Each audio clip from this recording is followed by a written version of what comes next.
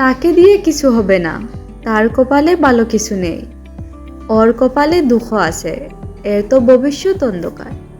এই যে কথাগুলো বলেন আপনারা, কখনো কি ভাবেন এগুলো বলার আপনি কে? আপনি কি ভবিষ্যৎ দেখতে পান, নাকি বলে গেছেন উপরে একজন আল্লাহ আছেন? তিনি ছাড়া কেউ কারোর ভবিষ্যৎ জানে না। যাকে নিয়ে সব মন্তব্য করেন তার জীবনে হয়তো সাময়িক খারাপ সময় যাচ্ছে, আর সে সবর করে আছে এর পেছনে ভালো কিছু আছে ভেবে।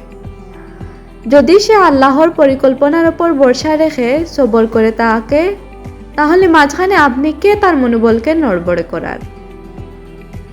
ভুলে যাবেন না, আল্লাহ উত্তম পরিকল্পনাকারী। কার জন্য কোন উত্তম নিয়তে আল্লাহ কি উত্তম পরিকল্পনা করে রেখেছেন আপনি জানেন না। পারলেই নুয়ে পড়া মানুষটাকে উঠে দাঁড়ানোর শক্তি যোগান, না হলে অতিরিক্ত বলা মুখটাতে লাগাম টানতে শিখুন।